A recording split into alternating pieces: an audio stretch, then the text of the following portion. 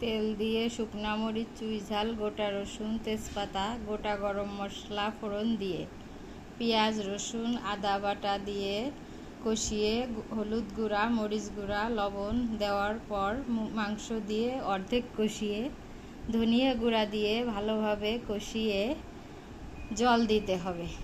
শেষে গরম মশলা বাটা দিয়ে নামিয়ে নিলেই রেডি মজাদার চিকেন কষা।